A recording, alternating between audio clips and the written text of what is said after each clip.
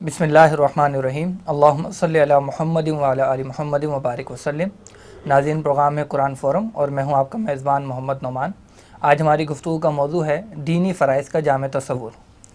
ناظرین، جیسا کہ ہم نے گزشتہ پروگرام میں یہ بات سمجھی کہ اسلام ایک مکمل ضابطہ حیات ہے، اور مکمل ضابطہ حیات ہونے کے اعتبار سے یہ اپنے ماننے والوں سے کچھ تقاضے بھی کرتا ہے۔ آج انشاءاللہ ہم تفصیل سے گفتگو کریں گے کہ وہ کیا دینی فرائض ہیں جو ہر مسلمان پر عائد ہوتے ہیں، اور اس پر گفتگو کرنے کے لیے ہمارے ساتھ اسٹوڈیو میں موجود ہیں معروف دینی اسکالر جناب شجاع الدین شیخ صاحب۔ ان کا استقبال کرتے ہیں۔ السلام علیکم ورحمۃ اللہ وبرکاتہ۔ وعلیکم السلام ورحمۃ اللہ وبرکاتہ۔ امید ہے شیخ صاحب خیریت سے ہوں گے؟ الحمدللہ، آپ ٹھیک ہیں؟ ماشاءاللہ الحمدللہ کا بڑا کرم ہے۔ شیخ صاحب، پچھلی نشست میں ہم نے تفصیل سے گفتگو کی تھی اسلام کے جامع تصور کے حوالے سے، اور آپ نے بتایا تھا کہ زندگی کے تمام گوشوں کے حوالے سے ہمارا دین ہمیں رہنمائی فراہم کرتا ہے۔ ناظرین کے ذرا مختصر یہ بتا دیجیے کہ وہ ذمہ داریاں، وہ فرائض کون کون سے ہیں جو ہمارا دین ہم پر عائد کرتا ہے؟ نحمدہ و نصلی علی رسولہ الکریم، اما بعد، بسم اللہ الرحمن الرحیم۔ بڑا آج بھی اچھا موضوع ہے۔ پچھلے ہی پروگرام کے تسلسل میں کہ دین کا جامع تصور ہمارے سامنے آیا، تو پھر اب ہماری دینی ذمہ داریاں ہیں کیا؟ اس تعلق سے دیکھیے، میری خواہش ہے کہ ہم 5 امور پر رفتہ رفتہ کلام کرنے کی کوشش کریں۔ ایک مشہور حدیث، اس کا بھی ہم مطالعہ کرنے کی کوشش کریں گے کہ اسلام کی بنیاد 5 باتوں پر ہے۔ پہلے شہادت، یعنی توحید و رسالت کی گواہی، نماز ہے، زکوٰۃ ہے، روزہ ہے، حج ہے۔ البتہ یہ ارکان اسلام ہے، پلرز آف اسلام ہے، پورا اسلام تو نہیں ہے۔ تو 2 باتیں ہم یہاں سے سمجھیں گے انشاءاللہ تعالیٰ کہ ہمارا دین سب سے پہلے تو ایمان لانے کا تقاضا کرتا ہے، جس میں زبان کا اقرار بھی شامل، دل کی تصدیق بھی شامل، کلام کریں گے انشاءاللہ۔ پھر یہ چند بڑی بڑی عبادات ہمیں عطا کی گئیں جن پر پورے دین اسلام کی عمارت کھڑی ہوگی۔ یہ ستون ہیں، نماز ہے، زکوٰۃ ہے، روزہ ہے، حج ہے، ارکان اسلام یا موڈس آف ورشپ جنہیں کہا جاتا ہے۔ پھر اللہ سبحانہ و تعالیٰ ان عبادات سے آگے بڑھ کر پوری زندگی میں اپنی عبادت کا ہم سے تقاضا کرتا ہے۔ یہ تیسرا نقطہ ہوگا جس میں میری خواہش ہوگی کہ ہم انشاءاللہ تفصیلاً کلام کریں۔ پھر اس سے آگے بڑھ کر ہمارا دین، کیونکہ ہم نبی اکرم صلی اللہ علیہ وآلہ وسلم کی ختم نبوت کے ماننے والے قائل ہیں، تو اب اسی اسلام کی دعوت کو دوسروں تک پہنچانا بھی ہمارا فرض بنتا ہے۔ اور 5ویں اہم ترین بات یہ ہے کہ اللہ رب العالمین نے جو دین عطا فرمایا، جیسے کہ پچھلے پروگرام میں ہم نے سمجھا کہ وہ مکمل ضابطہ حیات ہے، تو وہ انفرادی زندگی کے لیے بھی رہنمائی عطا کرتا ہے اور اجتماعی زندگی کے لیے بھی۔ تو انفرادی زندگی میں تو اللہ کا عبادت گزار بننے کی میں کوشش کر سکتا ہوں، لیکن اجتماعی معاملات میں بھی تو اللہ کی عبادت کرنی، اس کی تکمیل کے لیے پھر اللہ کے دین کو قائم کرنے کی جد و جہد کرنا، یہ بھی ہماری دینی ذمہ داری ہے۔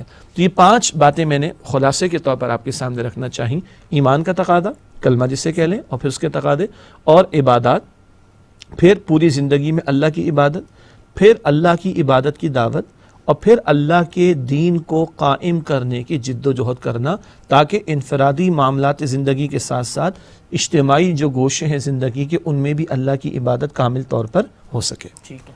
تو ان میں جو آپ نے پہلی بار ذکر کی، جو بنیاد کا ذکر کیا، ایمان، جی، اور اس کے ساتھ ہی ایک لفظ ہم سنتے ہیں اسلام، جی جی، ان دونوں میں کوئی فرق ہے؟ دیکھیے، ویسے تو اسلام اور ایمان یہ دونوں الفاظ ایک دوسرے کے مترادف کے طور پر، ہم معنی کے طور پر، سنونیم کے طور پر استعمال ہوتے ہیں۔ انبیاء علیہ السلام کے لیے مسلم کا لفظ بھی استعمال ہوا، ابراہیم علیہ السلام کے لیے بھی استعمال ہوا۔ تو مسلم اور مومن یہ ایک دوسرے کے ہم معنی کے طور پر استعمال ہوتے ہیں۔ اسلام اور ایمان ایک دوسرے کے ہم معنی کے طور پر استعمال ہوتے ہیں۔ البتہ قرآن حکیم میں ایک مقام پر سورۃ الحجرات کی آیت نمبر 14 میں ان میں کچھ فرق کیا گیا، اور حدیث شریف سے بھی ہمیں یہ فرق کا پتہ چلتا ہے، اور بچپن سے ہم ایمان مجمل پڑھتے آئے ہیں، اس میں تو یہ فرق بڑا واضح ہمارے سامنے آتا ہے کہ آمنت باللہ کما ہوا باسمائہ و صفاتہ و قبلت جمیع احکامہ اقرار باللسان و تصدیق بالقلب۔ میں ایمان لایا اللہ پر، اس کی ذات و صفات کے ساتھ جیسا کہ وہ اللہ ہے، اور میں نے اس کے تمام احکام کو قبول کیا، زبان سے اقرار کیا، دل سے تصدیق کی۔ یہ وہ فرق کیا گیا کہ ایک ہے اقرار اور ایک ہے تصدیق، دونوں ضروری ہیں۔ منافق وہ ہوتے تھے زبان سے اقرار کرتے تھے، دل میں تصدیق نہیں تھی، تو قرآن کہتے ہیں لم تؤمن قلوبہم، ان کے دل ایمان نہیں لائے، اور قرآن کہتے ہیں یہ منافقین قیامت کے دن سب سے نچلے گڑھے میں ہوں گے جہنم کے، اللہ ہم سب کو محفوظ رکھے۔ تو زبان کا اقرار بھی ضروری، دل کی تصدیق بھی ضروری۔ اب سوال یہ تھا کیا اسلام اور ایمان میں کوئی فرق ہے؟ تو ٹیکنیکلی ہاں، اقرار جو ہے وہ اسلام ہے۔ کیا مطلب؟ کوئی شخص کفر سے اسلام کی طرف آنا چاہے، غیر مسلم مسلمان ہونا چاہے، تو وہ کلمے کا اقرار کرے گا، اشہد ان لا الہ الا اللہ و اشہد ان محمدا عبدہ و رسولہ صلی اللہ علیہ وسلم، تو ہم اس کو کیا کہیں گے؟ مسلمان کہیں گے۔ یہ ہے اقرار کر کے اسلام میں داخل ہو جانا۔ لیکن ایمان کا تعلق وہ دل سے ہے، جس کو ہم تصدیق بالقلب کہتے ہیں۔ تو عام طور پر اسلام اور ایمان ہم معنی کے طور پر استعمال ہوتے ہیں، البتہ سورہ حجرات کی آیت نمبر 14 میں ایک فرق کیا گیا۔ حدیث شریف میں جو ماننے والی چیزیں ہیں ان کے لیے گواہی کا لفظ استعمال ہوا، اور کچھ چیزوں کے لیے گواہی کا لفظ استعمال ہوا جو کہ اقرار کا لفظ ہے، اور پھر اس سے آگے بڑھ کر ایمان کا لفظ استعمال ہوا جس کا تعلق تصدیق سے ہے۔ البتہ اس علمی بحث میں جائے بغیر سادہ سی بات، اقرار کو اسلام کہا گیا اور تصدیق کو ایمان کہا گیا۔ ایک شخص اقرار والے ایمان کے درجے کے ساتھ بے عمل ہو سکتا ہے، کلمہ گو مسلمان ہے، بے نمازی بھی ہو جاتا ہے، کبھی روزہ بھی چھوڑ دیتا ہے، لیکن جس کے دل میں تصدیق بالقلب والا ایمان ہوگا اس کا عمل لازماً درست ہوتا چلا جائے گا۔ تو یہ ایک ٹیکنیکلی فرق ہوگا کہ زبان کا اقرار اس کو اسلام کہا گیا، اور دل سے ماننا، دل کی تصدیق اس کو ایمان کہا گیا۔ اور اس کو جڑ اور بنیاد کیوں کہا جا رہا ہے کہ جتنا ایمان دل میں پختہ ہوتا جائے گا، بندے کا عمل مسلم بننے والا، فرما بردار بننے والا، اللہ تعالیٰ کے سامنے جھکنے والا، وہ عمل میں آگے بڑھتا چلا جائے گا۔ یہی وجہ ہے کہ قرآن حکیم میں ایمان اور عمل صالح، آمنوا وعملوا الصالحات، ان دونوں کا ذکر بار بار ہمارے سامنے آتا ہے۔ سورہ حجرات کے آیت نمبر 14 کا 2 مرتبہ آپ نے ذکر کیا، اس میں کس طرح اس فرق کو واضح کیا گیا ہے؟ دیکھیے سورہ حجرات کی جو آیت نمبر 14 اس کا ایک پس منظر بھی ہے۔ کچھ لوگ نئے نئے اسلام میں ابھی داخل ہوئے، بنو اسد کا قبیلہ تھا، تو ان لوگوں نے آ کر کہا کہ ہم تو ایمان لے آئے۔ تو اللہ تعالیٰ نے فرمایا کہ بھئی تم ابھی اسلام قبول تم نے کیا ہے، تم ایمان نہیں لائے۔ الفاظ کو جس طرح ہے سورہ حجرات کی آیت نمبر 14 میں، قالت الاعراب آمنا، یہ بدو دیہاتی آ کر انہوں نے کہا ہم ایمان لائے۔ قل لم تؤمنوا، اے نبی صلی اللہ علیہ وسلم فرما دیجئے تم ایمان تو بالکل نہیں لائے، ولکن قولوا اسلمنا، بلکہ یوں کہو کہ ہم اسلام لائے ہیں۔ ولما يدخل الایمان فی قلوبکم، ابھی تو ایمان تمہارے دلوں میں داخل تک نہیں ہوا۔ گویا ان کے اقرار والے معاملے کو تو اللہ قبول فرما رہا ہے، مگر یہ جو کہہ رہے ہیں ایمان لائے، اس کی اللہ تعالیٰ نفی فرما رہا ہے۔ یہاں سے بعض اہل علم نے فرق کیا کہ اسلام اقرار کا نام ہے اور ایمان وہ تصدیق کا نام ہے۔ تو ایک ہے اقرار باللسان، ایک ہے تصدیق بالقلب۔ ان کا اسلام قبول ہوا، کلمہ پڑھ کر داخل تو ہو گئے، لیکن ان کے ایمان کے دعوے کو ابھی قبول نہیں کیا جا رہا، بلکہ کہا جا رہا ہے ابھی تو ایمان تمہارے دلوں میں داخل تک نہیں ہوا۔ اس سے پتہ چلا کہ ایمان جو کہ مطلوب ہے اس کا تعلق محض زبان سے نہیں، بلکہ اس میں دل کی تصدیق بھی شامل ہے۔ اس میں اگلی جو بات آپ نے ذکر کی تھی ارکان اسلام کے حوالے سے، جی، تو جیسے حدیث میں بھی ذکر آیا کہ وہ اسلام کی بنیاد 5 چیزوں پر ہے، تو ذرا اس حدیث کی تھوڑی سی وضاحت کر دیں۔ جی، بہت معروف حدیث ہے، ہمارے تو بچوں کو بھی ماشاءاللہ یاد ہوتی ہے۔ بخاری شریف میں، مسلم شریف میں، احادیث کی تمام ہی کتابوں میں بنی الاسلام علی 5، اسلام کی بنیاد 5 باتوں پر ہے۔ شہادت اللہ الہ الا اللہ وان محمد رسول اللہ، اس بات کی گواہی دینا کہ اللہ کے سوا کوئی معبود نہیں ہے، محمد صلی اللہ علیہ وسلم اس کے رسول ہیں۔ وَإِقَامِ الصَّلَاةِ، نماز قائم کرنا، وَإِيتَاءِ الزَّکاۃ، زکوٰۃ ادا کرنا، وَصَوْمِ رمضان، رمضان کے روزے رکھنا، وَحِجُّ الْبَیْتِ مَنِ اسْتَطَاعَ إِلَیْہِ سَبِیلًا، اور اللہ کے گھر کا حج کرنا جو وہاں تک پہنچنے کی استطاعت رکھتا ہو۔ 4 تو عبادات ہو گئیں، نماز ہے، زکوٰۃ ہے، روزہ ہے، حج ہے۔ پہلا ہے شہادت کا معاملہ، گواہی دینا، اسی سے بندہ اسلام میں داخل ہوگا۔ اور اس کا اظہار کیسے ہوگا؟ تو کم از کم تو روزانہ نماز ہے کہ کیا یہ بندہ واقعتاً مسلمان ہے، تو اس کے اقرار کے ساتھ اس کا ثبوت بھی ہونا چاہیے۔ پہلا ثبوت ہر چند گھنٹوں بعد وہ نماز کے تعلق سے آ جاتا ہے۔ زکوٰۃ سالانہ بنیادوں پر ہے، روزہ سال میں 1 مہینہ ہے، حج زندگی میں 1 مرتبہ صاحب استطاعت پر ہے، لیکن روزانہ کیا ہے؟ نماز کا معاملہ۔ البتہ اس حدیث شریف میں جو سمجھنے کا ایک اور نقطہ ہے وہ یہ ہے کہ ان باتوں کو ارکان اسلام کہا گیا۔ ایک بڑی غلط فہمی ہمارے معاشرے میں یہ کہ ہم نے ان چند باتوں کو ہی کل اسلام سمجھ لیا، حالانکہ حدیث کے الفاظ اور اس کا ترجمہ بڑا واضح ہے، بنی الاسلام علی 5، اسلام کی بنیاد 5 باتوں پر ہے۔ ارے بھائی یہ بنیاد ہے، یہ ستون ہیں، یہ پلرز آف اسلام ہے۔ آگے پورے اسلام کی عمارت تو ابھی بننی ہے، وہ اور فرائض پر ہم کلام کریں گے انشاءاللہ تعالی۔ البتہ ایک اور اہم نقطہ یہ ہے کہ یہ جو 4 بڑی بڑی عبادات ہیں یہ اپنی جگہ بہت اہم ہیں، البتہ اس سے پہلے بھی یہ البتہ دوسری مرتبہ ہو گیا، یہ دل کی تصدیق والا ایمان بڑا اہم ہے۔ یہ ہوگا تو نماز بھی ہوگی، یہ ہوگا تو روزہ بھی ہوگا، یہ ہوگا تو حج بھی ہوگا، یہ ہوگا تو زکوٰۃ بھی ہوگی، یہ ہوگا تو اور اعمال میں بندہ آگے بڑھے گا۔ تو گویا دل والے ایمان کے حصول کی فکر، اس کی حفاظت کی فکر اور اس کو بڑھانے کی فکر کرنا یہ اپنی جگہ ایک پورا موضوع ہے۔ البتہ میں عرض کر رہا تھا کہ نماز پوری زندگی میں اللہ کی بندگی کے لیے تیار کرتی ہے۔ بندے میں بھول جانے کی کمزوری ہے، اس بھول کا علاج نماز ہے۔ ہر چند گھنٹوں بعد نماز لا کر کھڑا کر دیتی ہے اللہ کے حضور اور یاد دہانی کراتی ہے مالک یوم الدین، تمہارا ڈیسٹینیشن کیا ہے، تمہیں مرنے کے بعد کھڑا ہونا ہے، وہ اللہ بدلے کے دن کا مالک ہے، اور تمہاری اوقات کیا ہے، ایاک نعبد، اللہ ہم تیری ہی عبادت کرتے ہیں۔ ہر چند گھنٹوں بعد نماز یاد دہانی کراتی ہے۔ ایک بہت بڑی کمزوری مال کی محبت کی ہے، اس مال کی محبت کو نکالنے کا بہت بڑا ذریعہ زکوٰۃ کا ادا کرنا۔ ایک بڑا مشکل معاملہ نفس کو کنٹرول کرنے کا ہے جو آپ سے باہر ہو کر نافرمانی کی طرف لے جاتا ہے، اس کو کنٹرول کرنے کے لیے روزہ دیا گیا کہ بھوک لگ رہی ہے مگر ہاتھ نہیں لگا سکتے، نفس کی نہیں چلے گی، اللہ کی چلے گی، تمہاری مرضی نہیں چلے گی، اللہ کی مرضی چلے گی۔ اور ایک کبھی گھر بار، رشتہ دار، جائیداد، کاروبار، یہ چیزیں پیر کی بیڑیاں بن جاتی ہیں اور بندہ اللہ کے احکامات پر عمل کرنے میں کمی کوتاہی کر جاتا ہے۔ ان بیڑیوں کو توڑنے اور اس کی مشق کرانے کا بہت بڑا ذریعہ حج ہے۔ بندہ بیوی کو، بچوں کو، گھر والوں کو، کاروبار کو، جاب کو، سب کچھ چھوڑ کے اللہ کی راہ میں نکل جاتا ہے۔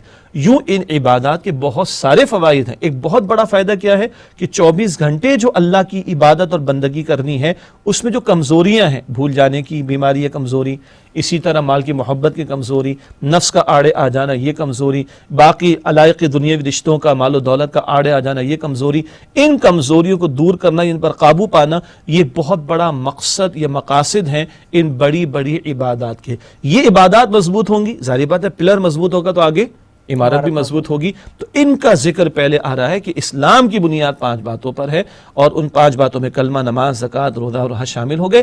البتہ کوئی پلر بنا کے چھوڑ دے تو یہ بھی مناسب بات نہیں، تو اب آگے چلیں گے تو عمارت کی تکمیل کی طرف بات کو بڑھاتے ہیں انشاءاللہ۔ جزاک اللہ۔ تکمیل کی طرف ہی آگے بڑھتے ہیں۔ 2 باتیں ہو گئیں، ایک بنیاد کیا ہے اسلام اور ایمان، اس کو سمجھ لیا، اور ابتداءً عمل کیا کرنا ہے، وہ 4 عبادات کی بات ہو گئی۔ اب اس میں آپ نے تیسری بات یہ ذکر کی تھی کہ پوری زندگی میں اللہ کا بندہ بننا یا پوری زندگی میں اللہ کے احکام پر عمل درآمد کرنا، تو اس فریضے کو قرآن مجید کس انداز سے بیان کرتا ہے؟ جی دیکھیے، اس کو اگر ایک لفظ میں کہیں وہ ہے اللہ کی عبادت کرنا، ٹھیک ہے۔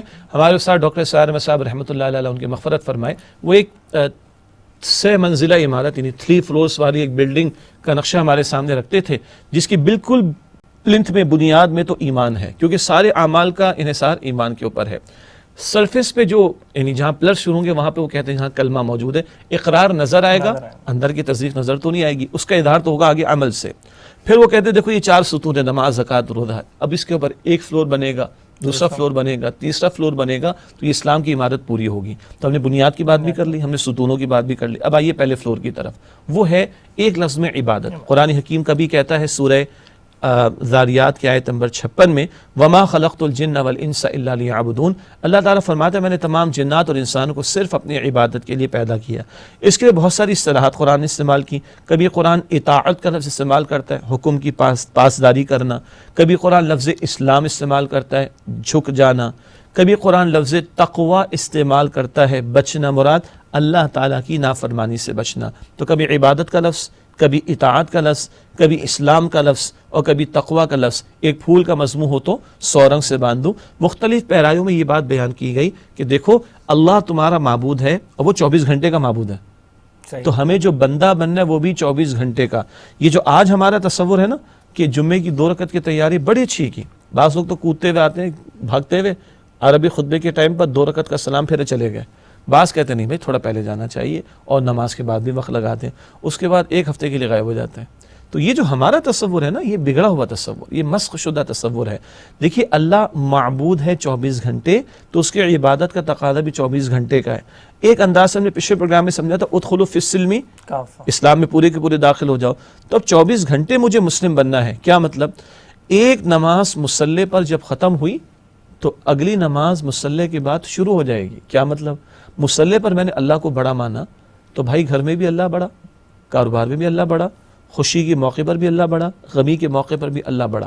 تو ایک لفظ میں اللہ بندوں سے کہتا ہے میں نے تمہیں اپنی عبادت کے لیے پیدا کیا، اور یہ عبادت 24 گھنٹوں پر محیط ہے۔ اہل علم نے، امام ابن تیمیہ رحمۃ اللہ علیہ نے، ابن قیم رحمۃ اللہ علیہ نے اس کو ایک ایکویشن کے ذریعے سمجھایا، العبادت تجمع اصلین، عبادت دو باتوں کا مجموعہ ہے، غایت الحب، انتہائی درجے کی محبت یعنی اللہ سے، ما غایت الخضوع، اور انتہائی درجے میں اپنے آپ کو جھکا دینا، شدید محبت اللہ سے ہو اور کامل اطاعت اس کی جائے تو یہ بنتا ہے عبادت۔ چنانچہ قرآن کہتا ہے والذین آمنوا اشد حبا للہ، سورہ البقرہ کی آیت نمبر 165 میں، کہ جو لوگ ایمان لائے ان کی شدید ترین سب سے بڑھ کر محبت اللہ کے لیے ہوتی ہے۔ یہ اپنی جگہ ایک بہت بڑا موضوع ہے۔ آج ہم لوگ عبادت کی لذت سے محروم کیوں ہو رہے ہیں کہ اللہ کی عظمت دلوں میں نہیں؟ عبادت کی لذت سے محروم کیوں ہو رہے ہیں؟ اللہ کی عظمت، اللہ کی محبت دلوں میں نہیں۔ وہ اپنا تعارف کراتا الحمدللہ رب العالمین کہہ کر، اس کے انعامات، اس کے احسانات، اس کی بے شمار نعمتوں پر جتنا غور کریں گے تو محبت بڑھے گی۔ اس محبت کے جذبے کے ساتھ اس کا حکم ماننا، اور یہ جو کہا کہ کامل اطاعت، تو قرآن ہم سے کہلواتا ہے سورہ انعام کی آیت نمبر 162 میں، ان صلاتی و نسکی و محیای و مماتی للہ رب العالمین، بے شک میری نماز اور میری قربانی اور میرا جینا اور میرا مرنا اللہ کے لیے جو تمام جہانوں کا رب ہے۔ تو شدید درجے میں محبت اللہ سے، بلکہ سب سے بڑھ کر، اور اس کی کامل اطاعت کی جائے گی تو یہ عبادت قرار دی جائے گی، عبادت قرار پائے گا یہ طرز عمل۔ البتہ یہ بھی نوٹ کیجئے، ذرا ایک ٹیکنیکل معاملہ ہے لیکن بات کھولے گی اس سے، کچھ اعمال ڈائریکٹلی عبادت والے اعمال ہیں۔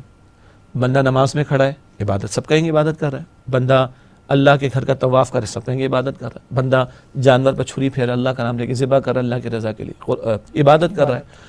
لیکن زندگی میں ہر وقت یہ تو نہیں ہوگا۔ زندگی میں مجھے اور آپ کو کاروبار بھی کرنا ہے، نوکری بھی کرنی، گھر گھر ہستی کے معاملات بھی چلانے، جبکہ عبادت تو 24 گھنٹے کرنی۔ یہ جو تصور ہے نا کہ جیسے ہم یہ کہیں کہ 24 گھنٹے عبادت کرنی، تو لوگ کہتے ہیں اگلا مولوی صاحب بولیں گے جائے نماز لے کے بیٹھ جاؤ، تصویر لے کے بیٹھ جاؤ، یہ بگڑا ہوا تصور ہے۔ نہیں بھائی، عبادت ہی کرنی ہے۔ فرق یہ ہوگا کچھ اعمال بالکل ڈائریکٹلی عبادت والے اعمال ہوں گے، اہل علم اس کو مراسم عبودیت، موڈس آف ورشپ کہتے ہیں۔ بہت سارے اعمال انڈائریکٹلی عبادت بنیں گے۔ مثلا ایک شخص اپنے ماں باپ کے ساتھ اس سے سلوک کر رہا ہے اور اپنے ماں باپ کو شفقت و محبت سے دیکھ رہا ہے۔ آپ کو بھی حدیث شریف یاد آ گئی ہوگی، حدیث میں حضور فرماتے ہیں ایک حج کا ثواب ملے گا۔ یا رسول اللہ علیہ السلام اگر میں 100 مرتبہ دیکھوں، کہا دیکھو اللہ کے خزانوں میں کوئی کمی نہیں۔ اب ماں باپ کو دیکھ رہا ہوں تو میرے رب کا حکم ہے وبالوالدین احسانا، ماں باپ کے ساتھ اس سے سلوک کرو۔ ماں باپ کو دیکھ رہے تو حضور کی تعلیم علیہ السلام کہ ان کو شفقت سے دیکھنے حج کا ثواب ملے گا۔ تو گویا ہر معاملے میں اگر میں یہ دیکھ لوں کہ اللہ کا حکم کیا ہے، کہیں کرنے والا کام ہوگا، کہیں رک جانے والا کام ہوگا۔ بھائی گناہوں سے بچنا بھی عبادت ہے کیونکہ اللہ نے منع کیا ہے۔ تقوی کا ترجمہ یہ کہ بچو نافرمانی سے۔ تو ہر معاملے میں اللہ کا حکم اور اس کے پیغمبر علیہ السلام کا اسوہ اور ان کی تعلیم میں دیکھ لوں تو بندہ شادی بھی کر رہا ہے، عبادت ہوگی۔ حدیث میں ہے، حضور نے فرمایا صلی اللہ علیہ وسلم، جب زوجین حلال طریقے پر نکاح کر لیا، ایک دوسرے سے تعلق قائم کرتے ہیں، تو حضور نے فرمایا کہ یہ بھی صدقہ ہے، ثواب کا عمل۔ عرض کی گئی یا رسول اللہ یہ تو بندہ اپنی فطری خواہش پوری کر رہا ہے۔ فرمایا دیکھو اگر یہ حرام میں منہ ڈال کر پوری کرتا تو گناہ ہوتا، جی بالکل گناہ ہوتا۔ جب حلال ذریعے سے پورا کرے گا تو ثواب ملے گا۔ یوں 24 گھنٹہ اور خوشی غمی کا موقع، کاروبار کا موقع، اسی میں بندوں کے ساتھ اخلاقی رویے، بندوں کے ساتھ لین دین، بندوں کے ساتھ معاملات، یہ سارا کچھ جب اس میں اللہ کا حکم اور اس کے پیغمبر کے اسوہ کو سامنے رکھ لیا جائے تو یہ سب بھی عبادت والے اعمال بنتے چلے جائیں گے، اجر و ثواب کا کام یہ ہوتا چلا جائے گا۔ حد یہ ہے بندہ رات کو سوتا ہے اس لیے کہ حضور نے فرمایا لنفسک علیک حق، تمہارے نفس کا بھی تم پر حق ہے، ولعینک علیک حق، تمہاری آنکھ کا بھی تم پر حق ہے، آرام دو۔ اور سوتا ہے نبی کی سنت کے مطابق، اس کا بھی اجر ملے گا۔ اور اس نیت سے سوتا ہے کہ جب دوبارہ فریش ہو کر کھڑا ہوں گا پھر اللہ کی بندگی میں لگوں گا، تب اس کا سونا بھی عبادت بن جائے گا۔ یہ ہے تو بڑا معاملہ، اور اللہ کہتے ہیں اسی لیے پیدا کیا، 24 گھنٹے تمہیں یہی کرنا ہے، عبادت کرنی ہے۔ لیکن کچھ اعمال ڈائریکٹلی اور بہت سے انڈائریکٹلی عبادت کے اعمال بنتے چلے جائیں گے۔ یہ پہلا فلور ہوا ہے بھی، اور آپ دیکھیے کہ آج ہم کہاں کھڑے۔ اس کو ایک اور انداز سے بھی شاید یوں واضح کیا جا سکتا ہے کہ ہم اللہ کے عبد ہیں نا، تو وہ عبد کا جو لفظ ہے اس سے اگر اس کو لنک کریں تو بھی بات اسی طرح سے واضح ہو کر ماشاء اللہ، بالکل بہت اچھی آپ نے توجہ دلائی، کیونکہ عبد کا ترجمہ ہے غلام، اور جس غلامی کا تصور نبی مکرم علیہ السلام کے عہد میں تھا، اگر اس دور کی غلامی رومن امپائر کے زمانے کی غلامی کو ذہن میں رکھیں تو غلام کی اپنی کوئی فری ول نہیں ہوتی تھی، وہ اپنے آقا اور مالک کے رحم و کرم پر ہوتا تھا۔ بلکہ مالک رات کو کہہ دے دن تو وہ کیا کہے گا دن، مالک دن کو کہہ دے رات وہ کہے گا رات، اور مالک کھانے کو دے یا نہ دے لوگ بھی اعتراض نہیں کرتے تھے کیوں؟ لوگوں کو پتا تھا یہ اس کا کیا ہے؟ غلام، یہ جو چاہے کروائے اس سے، اور غلام کا فرض ہے کہ جو مالک ہے وہ کہتا چلا جائے۔ البتہ نعمان صاحب ایک فرق ہوگا جو اشارتاً پہلے بات آ گئی، اور آپ نے ماشاءاللہ میری بات مکمل فرما دی، کہ غلام جب بھی کوئی بنا مجبوراً بنا، بالکل کوئی محبت سے تو بنتا نہیں، خوشی سے تو کوئی نہیں بنا۔ اور اگر کبھی ایسا نہیں ہوگا کوئی آپ کے میرے گھر کا دروازہ کھٹکھٹا اور کہے گا جی بڑا دل کر رہا ہے مجھے اپنا غلام بنا لیں، خوشی سے تو کوئی نہیں بنتا، اور غلام کو بھاگنے کا موقع ملے تو بھاگ جائے گا۔ ہمارا معاملہ ایسا تو نہیں، اللہ نے جو اپنی عبادت کا تقاضا کیا وہ نری غلامی نہیں ہے، اسی لیے عرض کیا تھا محبت کے جذبے کے ساتھ اللہ کی کامل اطاعت کرنا یہ عبادت ہے۔ البتہ نقطہ بڑا اہم آپ نے واضح فرما دیا، اللہ آپ کو جزائے خیر دے، کہ عبد کہتے ہیں غلام کو، غلام 24 گھنٹے کا غلام ہوتا ہے، غلام ملازم نہیں ہوتا، ملازم ہوتا ہے، امپلائی ہوتا ہے مخصوص کام مخصوص وقت کے لیے، اگر اس کو ڈرائیونگ کے لیے رکھا تو وہ گٹر صاف نہیں کرے گا، وہ کہہ دے گا صاحب یہ میرا کام نہیں، غلام یہ نہیں کہہ سکتا۔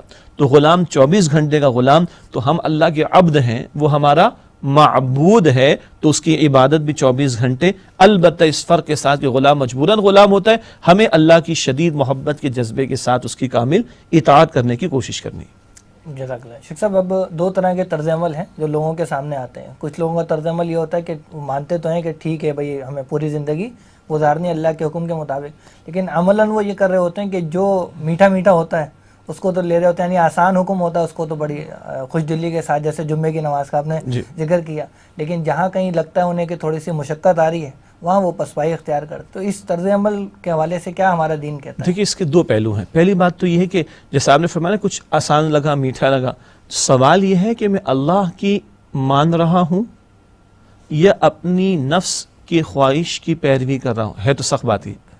مجھے یہ اچھا لگا تو میں نے کر لیا، مجھے آسان لگا تو میں نے کر لیا، مجھے مشکل لگا تو میں نے چھوڑ دیا، تو یہ اس کی پیروی ہوئی یا اس کی پیروی ہوئی؟ ایک تو یہ اس میں خطرناک معاملہ ہے نا، اچھا لگا آسان لگا تو میں نے کر لیا، مشکل لگا تو چھوڑ دیا۔ بات تو سخت نہ ہو جائے کہیں، وہ منافقین کا طرز عمل تھا، آسان باتیں ہوتی تو آ جاتے تھے، مشکل ہوتی تو بھاگ لیتے تھے، جس کے بارے میں مشہور ہمارا محاورہ ہے نا، میٹھا میٹھا ہپ ہپ اور کڑوا کڑوا تھو تھو والی بات۔ تو بھائی یہ تو ایک اعتبار سے منافقانہ طرز عمل ہے۔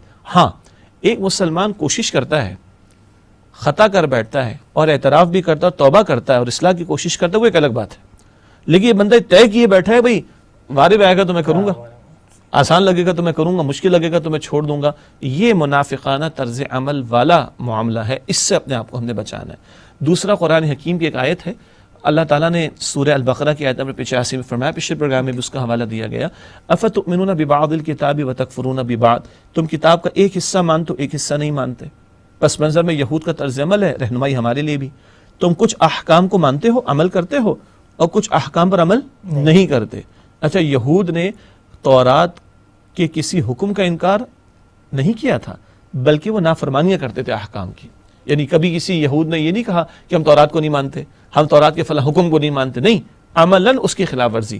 تو یہ تو آج ہم بھی کر رہے ہیں، ہر مسلمان قرآن کو مانتا ہے الحمدللہ، نہ مانے تو مسلمان کہاں ہو سکتا ہے، لیکن عملاً کیا ہو رہا ہے؟ تو قرآن کہہ رہے ایک حصہ کتاب کا لیتے ہو ایک حصہ نہیں لیتا، یہ پک اینڈ چوز تم نے کر لیا، یہ ڈویژن کر دی، تقسیم کر دی۔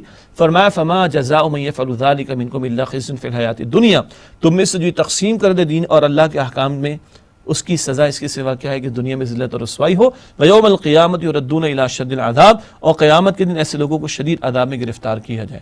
آج امت مسلمہ کی جو صورتحال ہے کچھ کہنے کی ضرورت ہے، سب سے ارزاں سستا خون ہمارا بہتا ہے، سب سے زیادہ مصائب و ظلم و ستم کا شکار ہم لوگ ہیں۔ یہ آیت بتا رہی ہے تم نے کچھ احکام لیے، معاف کیجئے گا جمعے کی 2 رکعت جو ادا کر کے فارغ ہو جاتے ہیں، وہ 2 رکعت اللہ ہی کا حکم ہے نا، تو فجر ظہر عصر مغرب عشاء کا حکم کس کا ہے؟ 4 رکعت ادا کر کے فجر میں جو لوگ سو جاتے ہیں، تو یہ 5ویں فجر جو ہے اس کا حکم بھی تو اللہ نے دیا۔ نماز کا حکم لے لیا، سود خوری نہیں چھوڑی جا رہی، تو نماز جس رب نے حکم دیا اس کا، سود سے بھی اسی نے منع فرمایا۔ اس سطح، یہ تو چند مثالیں، اس سطح پر دیکھیں کیا آج ہم عظیم اکثریت مسلمانوں کی اس تقسیم کے اندر مبتلا نہیں؟ پھر ہم روتے ہیں کہ بجلی گرتی تو بیچارے مسلمانوں پر، برق گرتی تو بیچارے مسلمانوں پر، اس سے کہ ہم مانتے ہیں اس دین کو، اور طرز عمل اگر یہ ہے تو پھر اللہ کی کتاب نے 2 4 کی طرح ہمیں واضح کر دیا۔ تو جزوی دین، جزوی عبادت، اس کا یہ نقصان شدید، دنیا میں ذلت اور رسوائی اور قیامت میں شدید عذاب، یہ قرآن واضح طور پر سورۃ البقرہ کی آیت نمبر 85 میں بیان کر رہا ہے۔ شیخ صاحب ایک طرز عمل تو یہ ہے، دوسرا طرز عمل کچھ لوگوں کا یہ ہے کہ وہ ارکان اسلام کو ہی کل دین سمجھ لیتے ہیں، یعنی وہ پھر جیسے ہم نے پچھلے وقت گفتگو کی تھی وہ سیکولرزم کی طرف پھر چلے جاتے ہیں۔ تو اس کے حوالے سے آپ کیا جی دیکھیے، جیسے پچھلے پروگرام میں بھی ذکر آیا، آج تو ذکر خاصا آیا اس حدیث شریف کا کہ اسلام کی بنیاد بنیاد بنیاد 5 باتوں پر ہے بھائی. تو یہ بنیاد پر مطمئن ہو جانا یہ تو عجیب بات ہے. بالکل ایسی ہے نا کہ میں نے ایک زمین پلاٹ بڑا مہنگا خریدا، آج تو کروڑوں کی بات ہو گئی، 4 کروڑ کا، 2 کروڑ کا، 1 کروڑ کا میں نے پلاٹ خریدا، اچھی سے اس کی کھدائی کروائی، صفائی کروائی، اس پہ پلنتھ ڈالی اور پلر کھڑے کر کے میں رک گیا. اب آپ میرے اس پلاٹ کو آ کے دیکھیں گے تو آپ کے کیا تبصرہ ہوگا؟ بھائی طبیعت تو ٹھیک ہے، کیا خیال ہے؟ یہ پلر آپ نے کہے کے لیے کھڑے کیے ہیں بھائی؟ تو میں کہوں گا بس یہی مقصود تھا. تو آپ میری عقل پہ شبہ کرنا شروع کر دیں گے نا کہ دماغ تو خراب نہیں ہو گیا، کروڑوں کا پلاٹ لے کے لاکھوں لگا کے تم نے پلر بنا کے چھوڑ دیے. تو جتنا آپ میری عقل پر ماتم کریں گے اور مجھ پر شبہ کریں گے کہ دماغ تو نہیں چل گیا، کیا آج ہم اللہ کے دین کے ساتھ یہ تو نہیں کر رہے؟ قرآن حدیث کہہ رہی ہے اسلام کی بنیاد 5 باتوں. بھائی بنیاد پر آگے پوری عمارت بنانی ہوگی. اور نواز صاحب میں یہ بھی عرض کر دوں آپ کو، آج عظیم اکثریت نماز کو جمعے کی نماز سمجھتی ہے، 5 وقت کی نماز نہیں. عظیم اکثریت ہماری، میرا گمان ہے، آئی مے بی رانگ، لیکن یہ تزئین نے کئی جگہ کروایا، بمشکل 5% لوگ ہمارے ہاں 5 وقت کے باقاعدہ نمازی ہوں گے. بمشکل 5% لوگ ہمارے ہاں 5 وقت کے باقاعدہ نمازی ہوں گے. کچھ سال کی 2 پڑھتے ہیں صرف عید کے موقع پر، ہیں وہ بھی مسلمان. کچھ جمعے کی 2 کے بعد مطمئن ہو جاتے ہیں اور وہ اطمینان میں ہے کہ ہمارا اسلام مکمل ہو گیا. تو یہ ہمارا کانسیپٹ ہے، یہ اسلام کا کانسیپٹ نہیں. یہ ہم کلمہ گو مسلمانوں کا مسکنسپشن ہے، یہ اسلام کا تصور نہیں. ابھی تو پوری عمارت آگے جانی، پہلے فلور پر آ جائیں. جو ہم نے ابھی بات کی ہے کہ زندگی کے 24 گھنٹے بندگی کرنی، پیدا ہی کیا عبادت کرنے کے لیے، غلام ہے البتہ محبت کے جذبے کے ساتھ، 24 گھنٹے کے غلام بننا ہے اور پیدا اسی کام کے لیے کیا. 6 جائے کہ کوئی ہفتہ بعد 2 رکعت ادا کرنے کے بعد اپنے آپ کو مطمئن کر لے، تو یہ ہماری خوش فہمی ہوگی، یہ اپنے دل کو تسلی دینے کا معاملہ ہوگا. اسلام یہ نہیں ہے. جزاک اللہ. ناظرین، دینی فرائض کے جامع تصور کے حوالے سے مزید بھی گفتگو کریں گے. اس وقت ہے ایک بریک کا.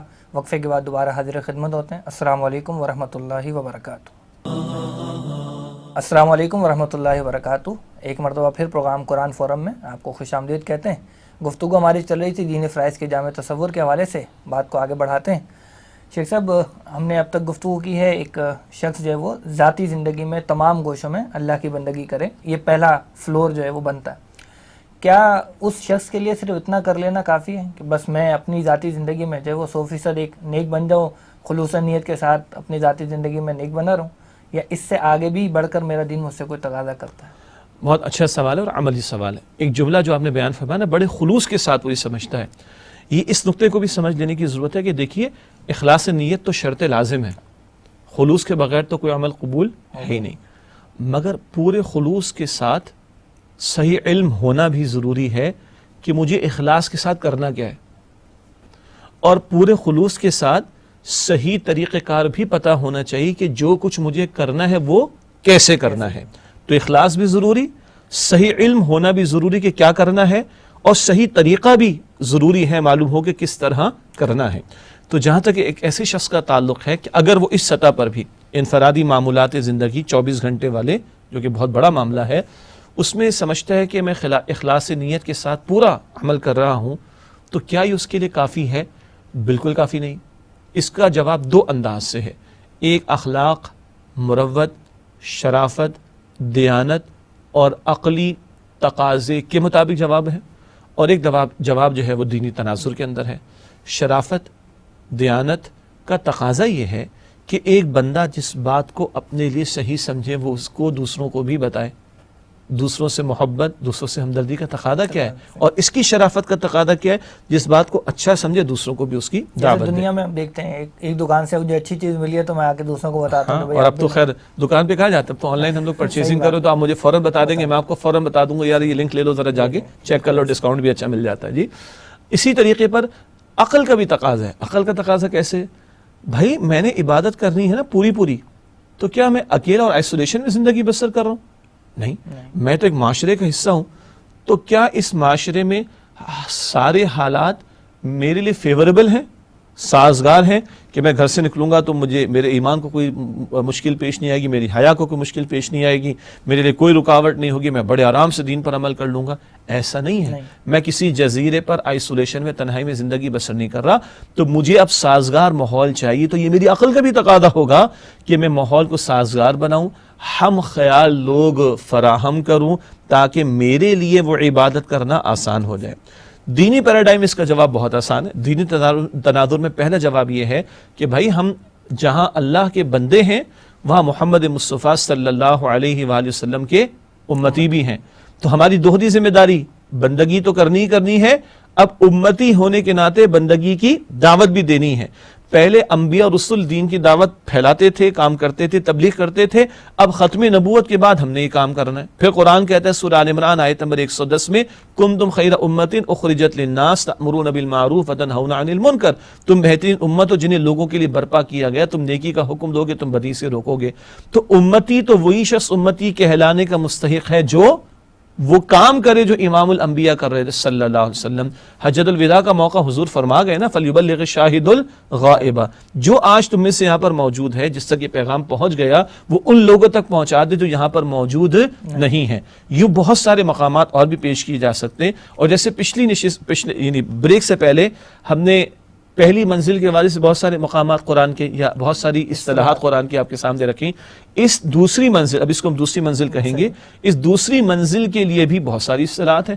دعوت کا لفظ قرآن استعمال کرتا ہے، تبلیغ کا لفظ قرآن استعمال کرتا ہے، امر بالمعروف نہی عن المنکر نیکی کا حکم دینا بدی سے روکنا قرآن استعمال کرتا ہے. سورہ آل عمران کی آیت نمبر 110 کوٹ بھی کی گئی. اور شہادت علی الناس لوگوں پر اللہ کے دین کی گواہی دینا یہ بھی قرآن بیان کرتا ہے. سورہ بقرہ کی آیت نمبر 143 143 میں ہے وَكَذَلِكَ جَعَلْنَاكُمْ أُمَّةً وَسَطًا، مسلمانوں اسی طرح ہم نے تمہیں درمیانی امت بنایا تاکہ لِتَكُونُوا شُهَدَاءَ عَلَى النَّاسِ، تم لوگوں پر اللہ کے دین کے گواہ بنو، وَيَكُونَ الرَّسُولُ عَلَيْكُمْ شَهِيدًا، رسول اللہ علیہ السلام تم پر اللہ کے دین کے گواہ بن جائیں. حضور دین عطا کر گئے، دین کی گواہی دے گئے، اب اس دین کی گواہی دوسروں پر پیش کرنا، ساری انسانیت پر پیش کرنا یہ امتی ہونے کے ناطے ہمارا فرض ہے. ہر ایک کی صلاحیت، استعداد اور دائرہ کار کے اعتبار سے. دائرہ کار کا مطلب جو بھاری ذمہ داریاں مردوں پر ہیں اتنی عورتوں پر نہیں ہیں، یہ فرق تو ہوگا، لیکن امتی وہی شخص کہلانے کا مستحق ہے جو اس دعوت کے کام میں، تبلیغ کے کام میں، شہادت علی الناس کے کام میں، امر بالمعروف کے کام میں، نہی عن المنکر کے کام میں اپنا حصہ ڈال رہا ہو. تو یہ ہے چوتھی بات ہماری آج کی ترتیب کے اعتبار سے. اور یہ دوسرا فلور دعوت دین والا، اس سے فائدہ میرا ہی ہے. جب میں دین کی دعوت دوں گا تو سب سے پہلے یاد دہانی مجھے ہوگی. اور سچی بات عرض کروں، جب میں محلے میں اور لوگوں میں اور دوستوں میں، رشتہ داروں میں کھڑا ہو کر دین کی دعوت دوں گا تو اب لوگ کیمرے لے کے کھڑے ہو جائیں گے. ذرا میرے عمل میں کوتاہی ہوگی تو فوراً میرے پیچھے پڑیں گے اور میں ان کا شکریہ ادا کروں. میں جلوں نہ، میں پریشان نہ ہوں. فائدہ کس کا ہے؟ میرا ہے. اور پھر اگر ہم خیال لوگ ملنا شروع ہو جائیں تو بھی میرے لیے ماحول سازگار ہو جائے گا، تو بھی میرے لیے عبادت کرنے میں سہولت ہوتی چلی جائے گی پوری زندگی میں انشاءاللہ. شیخ صاحب، ہمارے معاشرے میں جو ہے یہ جو دین کی دعوت کا کام ہے، مختلف جماعتیں اور تنظیمیں جو ہے وہ یہ کام کر رہی ہیں، اور بعض نے تو اپنا اپنا ایک خاص نصاب بھی جو وہ ترتیب دے رکھا ہے. تو یہ طرز عمل ٹھیک ہے؟ دیکھیے، جہاں تک اصولی بات ہے، مقصد کی بات ہے، یہ تو پوری امت کو کام کرنا ہے، ٹھیک ہے. اور اگر ریاست کی سطح پر یہ کام ہو تو نور علی نور والی بات ہے. تب بھی ایک فرد اپنے اپنے دائرے کار کے اعتبار سے ذمہ دار تو رہے گا. میں نے بڑی اونچی بات کر دی. ریاست اگر کرے تو نور علی نور والی بات ہے، مگر میرے بیٹے کو کون دین سکھائے گا؟ اگر وہ 7 سال کا ہو جائے گا تو نماز کی دعوت اس کو کون دے گا؟ میں نے دینی ہے نا. صدر مملکت آگے تو نہیں دیں گے، نہ مسجد کے امام صاحب دیں گے. تو گویا ذمہ داری تو ہر مسلمان پر پھر بھی رہے گی، چاہے دین غالب بھی ہو جائے. اپنے دائرہ کار کے اعتبار سے ہوگا، اپنے جو بھی قرب و جوار کا معاملہ ہوگا، تاکہ پوری انسانیت تک اس بات کو پہنچائی جائے. یہ جو آپ نے فرمایا کہ مختلف تحریکیں کام کر رہی ہیں، مختلف جماعتیں کام کر رہی ہیں، انہوں نے اپنا اپنا کچھ نصاب بنا رکھا ہے. اگر وہ نصاب ایسا ہے کہ جو قرآن حکیم کی آیات پر مشتمل ہے، تشریحات پر مشتمل ہے، نبی اکرم علیہ السلام کی احادیث پر مشتمل ہے، اسی طرح نبی اکرم علیہ السلام کی سیرت کے بیان پر مشتمل ہے، اچھے دینی معاملات کے بیان کے حوالے سے ہے، تو کوئی حرج کی بات نہیں. بعض مرتبہ کسی اس طرح کی فکسڈ معاملات کو دیکھ کر ایک مذہبی ذہن یہ سمجھ بیٹھتا ہے بھائی یہ تو کوئی نئی بات آ گئی، یہ تو حضور کے دور میں تو ایسا نہیں تھا. اور بھائی ہم نے نورانی قاعدہ پڑھ کر قرآن پڑھا ہے، تو کیا حضور کے دور میں نورانی قاعدہ تھا؟ نہیں۔ اور بھائی وہاں لوگوں کو عربی زبان آتی تھی تو کوئی مسئلہ نہیں تھا۔ اسی طریقے پر ہم اور آپ اردو زبان میں کلام کر رہے، کل کوئی کہے بھائی آپ عربی میں زبان میں بات کیوں نہیں کر رہے؟ بھائی ہمیں اردو آتی ہے، عربی نہیں آتی، مثال کے طور پر۔ تو آج اگر کسی اجتماعیت نے کوئی چند دنوں کی ترتیب بنا لی، کوئی کورسز کی ترتیب بنا لی، کچھ دروس کی ترتیب بنا لی، ایز لانگ ایز مقصد وہی ہے کہ دین کی دعوت کا عمل جاری رہے، تبلیغ کا عمل جاری رہے، اسی طریقے پر امر بالمعروف کا معاملہ ہو، نہی عن المنکر کا معاملہ ہو، لوگوں کی تعلیم کا معاملہ ہو، لوگوں کی تربیت کا معاملہ ہو، تو اصول کے اعتبار سے، مقاصد کے اعتبار سے اس میں کوئی حرج کی بات نہیں ہے۔ البتہ یہ ضرور دیکھا جائے گا کہ حضور علیہ السلام نے دعوت کے عمل میں، حضور علیہ السلام نے تبلیغ کے عمل میں، حضور علیہ السلام نے تربیت کے عمل میں، حضور علیہ السلام نے تزکیے کے عمل میں، حضور علیہ السلام نے ایون غیر مسلموں کو بات پہنچانے میں اہمیت دی ہے قرآن حکیم کو۔ وہ اہمیت کہیں کم نہ ہو جائے۔ ہمارا سب سے بڑا نصاب تو قرآن ہے، فجر میں قرآن، ظہر میں قرآن، عصر میں قرآن، مغرب میں قرآن، عشاء میں قرآن۔ اللہ اتنا چاہتا ہے، چھوٹا بڑا، امیر غریب، دیہاتی شہری، پاکستان کا، امریکہ کا، عالم دین، مجھ جیسا عام مسلمان، مرد عورت، جوان بوڑھا بچہ، جب نماز میں کھڑا ہوگا لازماً ہر چند گھنٹوں بعد اس کا سلیبس کیا ہے؟ قرآن۔ اب وہ سمجھ ہی نہیں آ رہا۔ تو اس قرآن کی اس اہمیت کو ہمیں ضرور اجاگر کرنا چاہیے اور قرآن کو بیسک نصاب کے طور پر لینا چاہیے۔ ہاں، جب ہم کہہ رہے ہیں قرآن تو قرآن سے مراد صاحب قرآن کی تعلیم کے ساتھ، قرآن کی اصل اور اول تشریح صاحب قرآن صلی اللہ علیہ وسلم کی تعلیم سے ملے گی، مگر قرآن کو مرکزی حیثیت دعوت، تبلیغ، تعلیم، تربیت، تزکیے کے عمل میں دینا ضروری ہے۔ آپ نے فرمایا تھا کہ دینی فرائض کی ایک 6 منزلہ عمارت ہے، تو اب ہم آگے بڑھتے ہیں، اس کی تیسرا جو فلور ہے اس کی طرف گفتگو کرتے ہیں۔ آپ نے فرمایا تھا کہ جو تیسری منزل ہے وہ ہے دین کو قائم کرنا، اس کے نفاذ کے لیے کوشش محنت کرنا، اس سے کیا مراد ہے؟ ہاں، یہ ہے سب سے بڑا مسئلہ۔ دیکھیے، جب میں کہتا ہوں کہ مجھے اللہ کی عبادت 24 گھنٹے کرنی، بالکل کرنی، جب ہم سمجھتے ہیں، پچھلی نشست میں ہم نے پچھلے پروگرام میں سمجھا کہ اسلام دین ہے، مکمل نظام زندگی، تو بھائی مکمل نظام زندگی میں تو معیشت بھی آئے گی، معاشرت بھی آئے گی، سیاست بھی آئے گی، عدالت بھی آئے گی، ریاست بھی آئے گی، اور انٹرنیشنل امور بھی آئیں گے، معاملات بین الاقوامی۔ تو اس سطح پر دین پر عمل کیسے ہوگا؟ میں اکیلا تو کر نہیں سکتا، کیونکہ میں تو ایک نظام کے تحت جی رہا ہوں۔ چلیے، ہم کہتے ہیں سود حرام ہے، قرآن کہتا ہے، دین کہتا ہے سود حرام ہے، سود نہیں لینا چاہیے، نہیں لینا چاہیے۔ میں نے کرنٹ اکاؤنٹ کھول رکھا ہوگا، ٹھیک ہے، میں نے تو کھول رکھا، آپ کا بھی ہوگا موسٹ پرابلی، میں اور آپ سود تو نہیں لے رہے اس پر، لیکن میں اس سودی نظام کا حصہ بنا ہوں۔ میرا مال جو سیونگ رکھی ہوئی ہے، جو کرنٹ اکاؤنٹ میں ہے، وہ انٹرسٹ بیس سسٹم کے اندر استعمال ہو رہی، تو چاروں ناچار میں سسٹم کا حصہ بنا ہوا، بلکہ کہیں نہ کہیں اس کو سپورٹ بھی دے رہا ہوں نہ چاہتے ہوئے بھی، تو میری عبادت مکمل نہیں ہو رہی۔ اللہ کہتا ہے کہ زکوٰۃ کی وصولی ہوگی، اللہ کہتا ہے نماز کا نظام قائم کرنا جن کو اقتدار دیں گے، اللہ کہتا ہے کہ ڈاکوؤں کو سزا دی جائے گی، اللہ کہتا ہے قاتل کو سزا دی جائے گی، اللہ کہتا ہے چور کو سزا دی جائے گی، اینڈ سو آن۔ اللہ کہتا ہے عدل کے تقاضوں کے تحت فیصلے کرو، اور بھائی اسلامی شریعت کے مطابق آپ میں آج عدالتوں سے فیصلہ لینا چاہے ملتا ہے؟ نہیں، بلکہ برعکس ملتا ہے۔ آج ہی صبح مفتی صاحب سے بات ہو رہی تھی، اور طلاق کے نتیجے میں بچے کس کے پاس رہیں گے، معاملات کیسے چلیں گے، دین سب کچھ بتاتا ہے۔ کہتے ہیں بھائی سب معلوم ہے، مفتی ہوں میں، لیکن اگر میرے گھر میں ایسا خدا نہ خواستہ معاملہ ہو جائے اور میں مفتی جا کر بھی عدالت سے شریعت کا فیصلہ لینا چاہوں تو نہیں لے سکتا، تو آپ کی میری عبادت تو نامکمل ہے۔ تو یہاں عقل کا تقاضا بھی ہے، منطق کا تقاضا بھی ہے، لاجک کا تقاضا بھی ہے کہ بھائی نظام پر ایسا ہونا چاہیے کہ جہاں رہ کر آپ اور میں عبادت اللہ کی مکمل کر سکے۔ یہ تو عقل نے بھی کہا، لیکن دین کیا کہتا ہے؟ دین جو کہتا ہے اقیم الصلاۃ، نماز قائم کرو، وہی دین کہتا ہے سورۃ شورى کی آیت نمبر 13 میں اقیم الدین ولا تتفرقوا فیہ، دین کو قائم کرو، اس بارے میں کسی تفرقے میں مبتلا نہ ہو جاؤ۔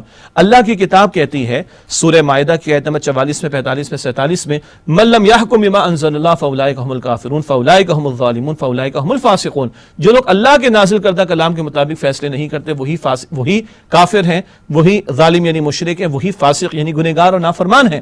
تو اللہ تو اپنے احکام کا نفاذ چاہتا ہے۔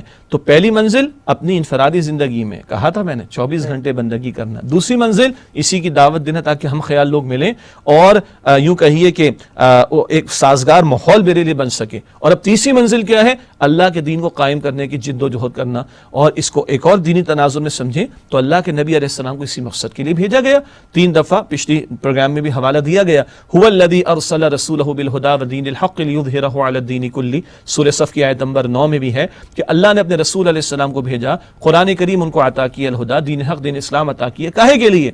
لیظہرہ علی الدین کلہ، تاکہ آپ اس کو کل نظام زندگی پر غالب فرما دیں۔ مجھے بتائیے حضور سے بڑھ کر کوئی داعی ہو سکتا ہے؟ حضور سے بڑھ کر کوئی مبلغ ہو سکتا ہے؟ لیکن حضور نے دعوت سے آگے بھی تو کام کیا، طائف میں جا کر دعوت دی ہے تو احد میں تلوار بھی اٹھائی، بدر میں تلوار بھی اٹھائی۔ حضور سے بڑھ کر داعی اعظم کوئی نہیں، مبلغ اعظم کوئی نہیں، مگر حضور نے تو بدر کا میدان بھی سجایا، حضور احد کے میدان میں کھڑے ہوئے، حضور نے پیٹ پر پتھر باندھ کر دکھایا غزوہ احزاب میں، حضور 10,000 کا لشکر لے کے گئے فتح مکہ کے موقع پر۔ اس کے بعد قرآن کہتا ہے نا جاء الحق وزهق الباطل، حق آگے اور باطل مٹ گیا، اور قرآن کہتا ہے وَرَأَيْتَ النَّاسَ يَدْخُلُونَ فِي دین اللہ افواجا، اب لوگ جوق در جوق اللہ کے دین میں داخل ہو رہے۔ پچھلے پروگرام میں تھا آج سیکولرزم دین ہے، دین جمہور بھی کہا گیا، میجورٹی کا رول مانا جائے، دین جمہور، اور اللہ کہتا ہے دین اللہ۔ جب لوگوں کی آرا اور لوگوں کی عقل کے مطابق فیصلے تو دین لوگوں کا چل رہا ہے، اور جب اللہ کا حکم نافذ ہوگا نظام کی سطح پر تو دین اللہ کا ہوگا، اور اللہ کہتا ہے دین میرا چلے گا، حکم میرا چلے گا۔ تو تیسری منزل سے مراد ہے اللہ کے دین کو غالب کرنے کی جد و جہد کرنا، تاکہ نظام کی سطح پر بھی اللہ کے احکامات کا نفاذ ہو، تب ہم پورے کے پورے دین پر عمل کر سکیں گے، تب ہماری عبادت مکمل ہو سکے گی۔ یہ ہے تیسری منزل، اور اس کو تیسری اور آخری منزل کیوں کہہ رہے ہیں؟ جب دین نفاذ اس کا ہوگا، شریعت کا نفاذ ہوگا، تو نیچے سے لے کے اوپر تک پوری عبادت کی تکمیل ہو جائے گی، ہر گوشے میں اللہ کے احکامات پر عمل ہو رہا ہوگا۔ یہ اقامت دین کا مفہوم۔ شیخ صاحب اس کو بھی قرآن نے کچھ اور اصطلاحات سے واضح کیا؟ جی جزاک اللہ خیر، جیسے ہم نے پہلی منزل پہ سمجھا، دوسری منزل پہ سمجھا، تیسری منزل پر بھی آ جائیں۔ کبھی قرآن حکیم کہتا ہے وَرَبَّكَ فَكَبِّرْ، تکبیر رب، اے نبی علیہ السلام اپنے رب کی بڑائی کا بول بالا کیجئے۔ کبھی قرآن کریم کہتا ہے جیسے آیت کریمہ پیش کی گئی سورہ صف کی آیت نمبر 9، اظہار الدین علی کلہ لیظہرہ علی الدین کلہ، کل نظام زندگی پر اللہ کا دین غالب ہو جائے۔ کبھی قرآن کہتا ہے کلمۃ اللہ العلیٰ، اللہ کا کلمہ سربلند ہو جائے، اور کبھی قرآن کہتا ہے وَيَكُونَ الدِّينُ كُلُّهُ لِلَّهِ، سورہ انفال کی آیت نمبر 39، دین نظام زندگی کل کا کل اللہ کے لیے ہو جائے۔ تو کبھی تکبیر رب، کبھی اظہار دین، کبھی کلمۃ اللہ العلیٰ، کبھی وَيَكُونَ الدِّينُ كُلُّهُ لِلَّهِ، مختلف پیرایوں میں اس موضوع کو اللہ تعالیٰ نے بیان فرمایا ہے۔ جزاک اللہ۔ شیخ صاحب آخر میں بس یہ چاہوں گا کہ جو خاص طور پہ اوپر کی 3 منزلیں جو آپ نے بیان کی ہیں، عبادت کی، پھر دعوت کی اور اقامت کی، یہ بظاہر بڑے مشکل کام لگتے ہیں اور ان کا ادا کرنا ایک مشکل امر ہے، تو وہ کیا امور ہیں کہ جن کا اگر ہم خیال کریں تو اللہ تعالی ہمارے لیے آسانی پیدا کر دے ان امور کی ادائیگی میں؟ الحمدللہ، یہ سوال بہت اہم اور بہت عملی ہے، البتہ توجہ و تفصیل طلب تو ہے، اشارہ بھی کرتے پھر کسی مجلس میں نشست میں تفصیل بھی بیان کریں گے۔ دیکھیے جنت مشقتوں سے گھیری گئی، اللہ کے رسول کی حدیث ہے، اور اس دنیا میں نبیوں سے بڑھ کر کسی نے مشقتیں اٹھائی، اور ان سے بڑھ کر مسلم اور مومن کون ہوگا؟ جی اسلام تو وہی لے کر آئے۔ تو آج اگر اسلام کے ماننے والوں کے سامنے ہی سب کچھ ہے تو انہیں تیار رہنا چاہیے کہ اس راہ میں مشقتیں ہیں، لیکن آج کی مشقت تھوڑی سی زندگی کی، کل کی ہمیشہ کی راحت جنت میں ملے گی انشاءاللہ تعالی۔ ایک بات۔ دوسری بات یہ کہ ہمارے بس میں جو ہے وہ ہمیں کرنا چاہیے۔ قرآن کہتا ہے لا یکلف اللہ نفسا الا وسعها، اللہ ہر انسان کو اس کی وسعت کے مطابق، کیپیسٹی کے مطابق مکلف یعنی ذمہ دار ٹھہراتا ہے۔ ہم اپنے علم دین میں اضافہ کریں، پچھلے پروگرام میں بھی ذکر ہوا تھا، ہم نیک ماحول اختیار کریں، اجتماعیت اختیار کریں، ایسی اجتماعیت جہاں لوگ مل جل کر اللہ کے دین کو سیکھنے والے، عمل کرنے والے، دین کی دعوت دینے والے اور اس کو قائم کرنے کی جد و جہد میں لگنے والے ہوں۔ جب میں ایک اجتماعیت میں شریک ہوں گا تو مجھے ان باتوں کی یاد دہانی بھی ہوگی، اور یاد رہے کہ ہم مسلمان، ہم بھی انسان تو ہی ہیں نا، ہم سے بھی خطا ہو سکتی ہے، توبہ کا دروازہ اب تک جو خطا ہو چکی اس پر توبہ کریں اور لگے رہیں، کبھی کوتاہی ہو جائے توبہ کا دروازہ کھلا ہوا ہے، لیکن نیک ماحول اختیار کر کے علم دین میں اضافہ، نیک ماحول ہوگا تو نیکی میں آگے بڑھنا، گناہ سے بچنا آسان ہوگا، نیک ماحول اجتماعیت میں جوڑیں گے تو دعوت کا کام کرنا آسان، لوگوں کے ایکسپیرینس سے ہم فائدہ اٹھائیں گے، اور نیک ماحول ہوگا تو وہ اجتماعیت تیار ہو سکے گی جو کل باطل کے مقابلے میں کھڑے ہو کر رب کی زمین پر اس کے نظام کو قائم کرنے کی جد و جہد کر سکے۔ بہت شکریہ شیخ صاحب، آپ نے اپنے قیمتی اوقات میں سے ہمیں وقت دیا۔ ناظرین یہ تھا ہمارا آج کا پروگرام جس میں ہم نے دینی فرائض کے جامع تصور کو سمجھنے کی کوشش کی، اور ہم نے سمجھا کہ 5 باتیں ہیں۔ سب سے پہلے ہمیں اپنے ایمان کو مضبوط کرنا ہے، اس سے آگے بڑھ کر ارکان اسلام کی ادائیگی کرنی ہے، پوری زندگی میں اللہ کا بندہ بننا ہے، اللہ کا یہ پیغام دوسرے لوگوں تک پہنچانا ہے، اور اللہ کی بندگی پر مبنی نظام کو قائم کرنے کی کوشش اور محنت کرنی ہے۔ اللہ تعالیٰ مجھے اور آپ کو ان باتوں پر عمل کی توفیق عطا فرمائے۔ انشاءاللہ آئندہ پروگرام میں ایک نئے موضوع کے ساتھ پھر آپ کی خدمت میں حاضر ہوں گے، تب تک کے لیے اللہ حافظ، السلام علیکم ورحمۃ اللہ وبرکاتہ۔